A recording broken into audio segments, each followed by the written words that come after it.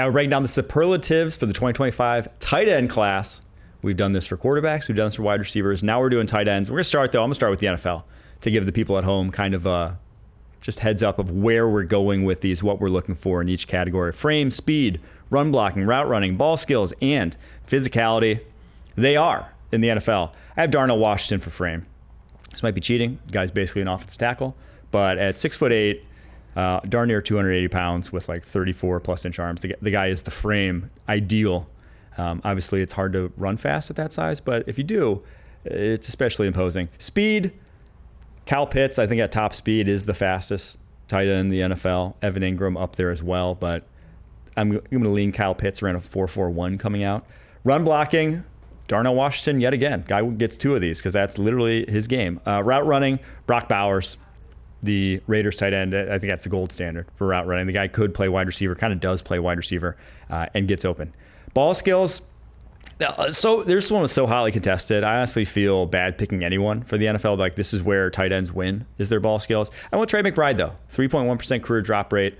Very good hands. Very good in contested catches. So I went him to kind of spread the love around because I had to go George Kittle for physicality. There is no other tight end in the NFL that plays a more physical brand of football than George Kittle. So let's get to the draft and the tight ends that we have there in all of those categories. Who are your guys?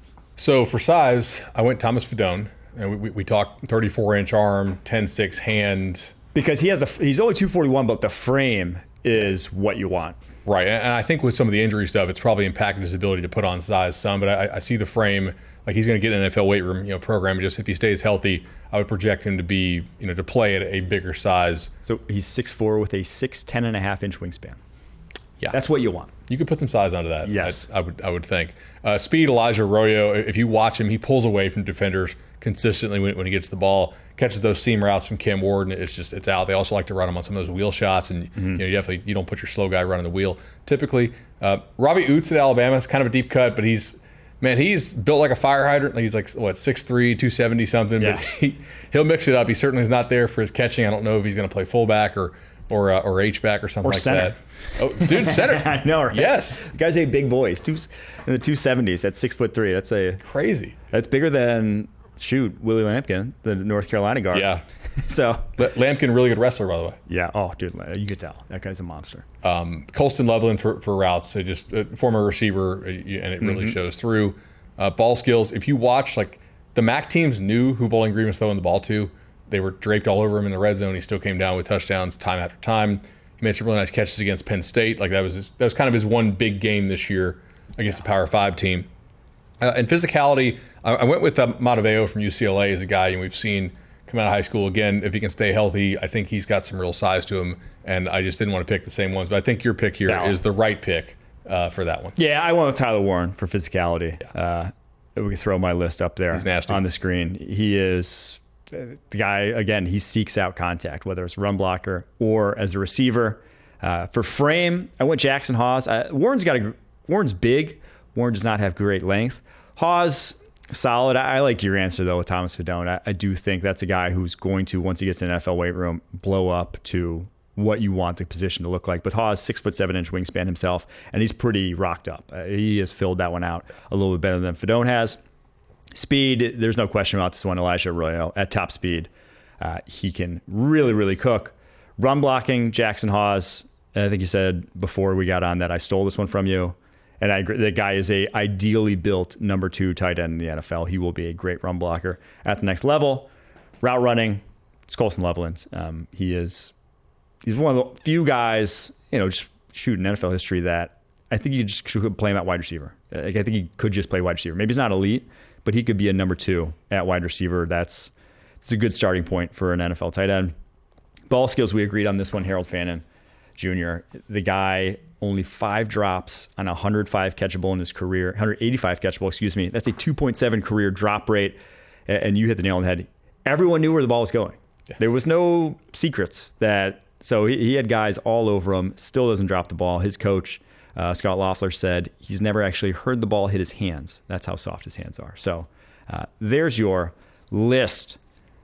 The other thing I like about Hawes, by the way, is Tech played a schedule that had a lot of future NFL edge players on it. Yeah. Right. Think about it, like Miami's got guys on the edge who will be drafted, or if not this year, next year. Florida State, like Patrick Payton and some of those guys. Obviously, he had to play the game against Georgia. Like they played Notre Dame.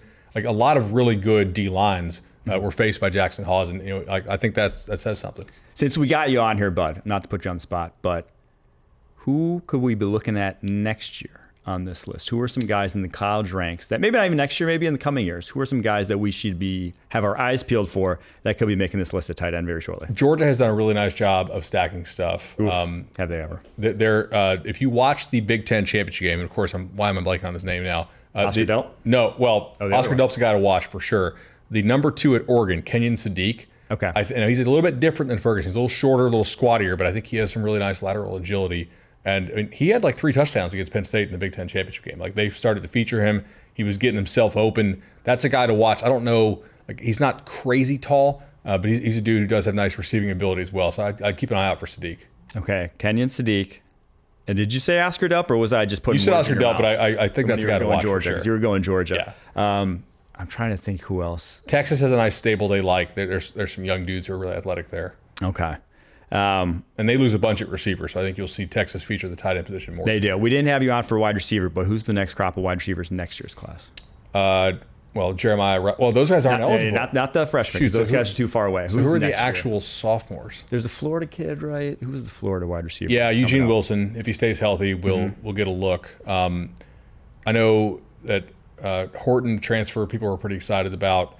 Burton left.